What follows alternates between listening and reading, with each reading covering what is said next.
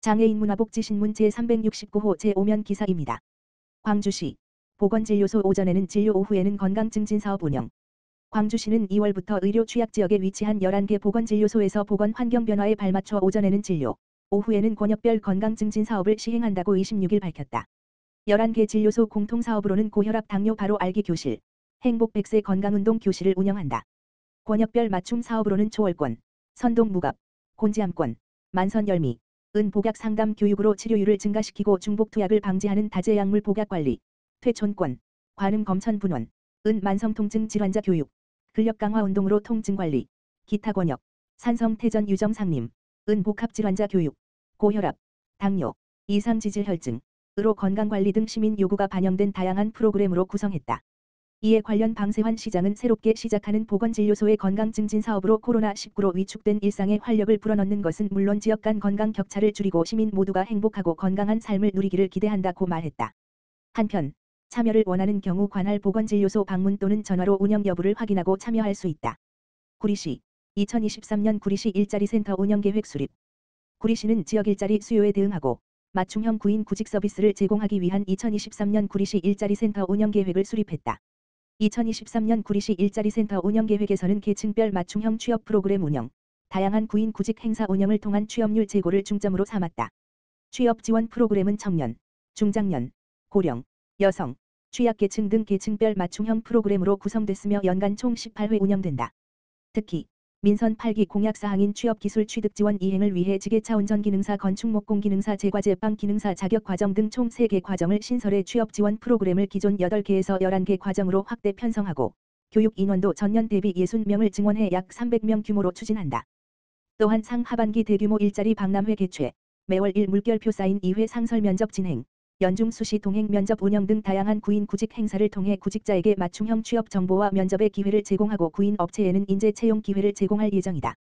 아울러 구인 구직 서비스에 대한 시민들의 접근성을 높이기 위해 전문직업 상담사를 일자리 센터에 8명, 시청에 1명을 배치하고 찾아가는 일자리 상담 창구인 희망자부 고 일자리 상담 버스를 운영하는 등 1 맞춤형 구인 구직 서비스도 제공한다. 백경현 구리시장은 구리시 일자리 센터 내 취업 지원 프로그램 운영으로 구직자의 취업 능력을 향상하고 다양한 구인 구직 행사와 맞춤형 구인 구직 서비스로 양질의 일자리를 제공하여 시민의 삶의 질이 향상되는 도시를 만들어 가겠다고 밝혔다. 광주시 공동주택 시설 보조금 지원 사업 접수. 광주시는 공동주택 노후 시설 및 주거 환경 개선을 위해 오는 2월 28일까지 2023년도 광주시 공동주택 시설 보조금 지원 사업을 신청받는다고 25일 밝혔다. 시설 보조금 신청 대상은 30세대 이상의 공동주택으로서 사용검사일로부터 5년이 경과한 공동주택 중 최근 5년간 보조금 지원 실적이 없는 단지이다. 이번 공동주택 시설 보조금 지원 대상은 단지 내 도로, 가로, 보안 등 경로당 및 어린이 놀이터와 안전점검 결과 구조 설비의 안전도가 취약해 위해의 우려가 있는 공용 부분 및 부대 복리시설 보수 등이다.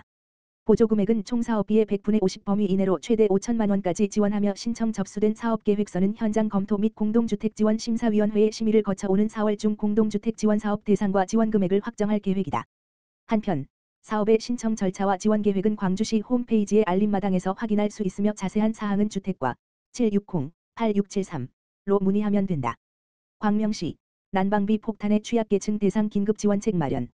광명시 시장 박승원은 난방비 폭탄으로 큰 어려움을 겪고 있는 서민과 취약계층의 난방비 부담을 덜고 추위에 떨지 않도록 난방비 긴급지원 대책을 시행한다. 박승원 광명시장은 지난 26일 국회에서 열린 난방비 폭탄 민주당 지방정부의회 긴급대책회의에 참석해 광명시는 에너지 바우처를 지원받고 있는 취약계층뿐만 아니라 소상공인, 자영업자, 경로당, 지역아동센터를 비롯한 에너지 사각지대를 발굴하여 긴급복지 지원 차원의 난방비를 지급할 것이다고 말했다. 광명시는 올해 도시가스 요금이 38% 인상됨에 따라 전년 대비 약 47% 증액된 20억 원 규모의 에너지 취약계층 지원 예산을 긴급 투입하고 중앙경기도와 협력을 통해 신속하게 난방비를 지원할 방침이다.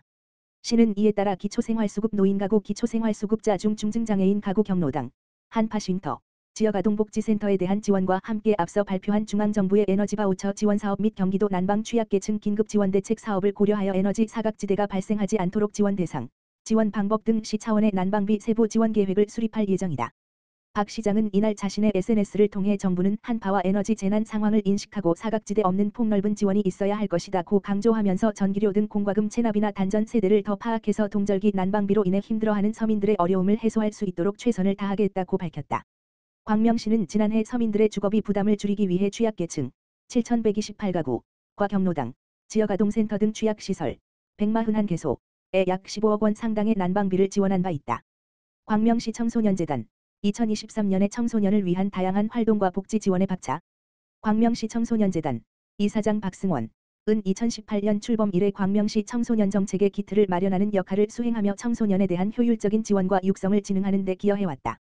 재단은 2023년에도 청소년 수련관 청소년활동센터, 해냄, 나름, 디딤, 부름, 청소년 상담복지센터 청소년지원센터 청소년미디어센터 청소년진로지원센터 등 광명시 9개 청소년 시설을 보다 전문성 있고 체계적인 조직으로 자리매김하도록 총괄 조정 관리하며 청소년을 위한 다양한 사업을 진행한다. 광명시 청소년재단은 광명시 청소년정책 공모전, 청소년수련관, 진로박람회, 청소년진로지원센터, 청소년폭력예방전담기구, 청소년상담복지센터, 학교 밖 청소년 프로그램, 청소년지원센터 등 기존 사업을 확대 운영하는 한편 청소년 힙합 창작교실, 청소년 수련관, 청소년 드론 메이킹, 나름 청소년활동센터, 푸른바다 환경캠프, 푸름 청소년활동센터, 다큐멘터리 제작단, 청소년 미디어센터, 장애 청소년 힐링 프로그램, 청소년 수련관, 슬로러너 심리지원, 청소년 상담복지센터 등 다양한 신규 프로그램을 추진해 청소년 활동과 복지 지원에 박차를 가할 계획이다. 박성숙 광명시 청소년재단 대표이사는 광명시 청소년재단이 올해로 5주년을 맞이했다며 앞으로 재단은 지금까지 추진해온 재단의 역할과 사명 등을 재점검하고 광명시 청소년의 삶에 재단이 자연스럽게 스며들어 행복한 일상을 누릴 수 있도록 지원할 것이다고 밝혔다. 광명시 청소년재단은 지난 2022년 한 해에도 광명시 청소년과 주민을 위한 다양한 활동을 펼쳤다. 광명 7동 푸름 청소년활동센터, 생태환경 특성화 기관, 개소 위기 청소년 발굴 및 연계 지원을 위한 청소년 안전망 강화 그린 뉴딜 교육 및 환경정책 제안을 통한 청소년 경영 실천 광명형 진로 체제 구축 맞춤형 지원 등을 비롯해 청소년 공모 사업에 15억 원이 선정되며 2억 4천만 원의 추가 예산을 확보하는 등 성과를 거두었다. 특히 재단은 2022년 광명시 출자 출연기관 경영실적평가에서 최고 등급인 가 등급을 받아 그 성과를 인정받았다. 한편 광명시 청소년재단에는 청소년수련관의 청소년참여위원회 청소년운영위원회 청소년동아리연합회 청소년방과후 아카데미와 청소년상담복지센터의 또래상담자 등 올 한 해 의미 있고 흥미로운 경험을 할 수 있는 활동들이 광명시 청소년들을 기다리고 있다. 자세한 모집 정보는 광명시 청소년재단 공식 네이버 블로그 https://blog.naver.com/금아이하우스_2018에서 확인할 수 있다.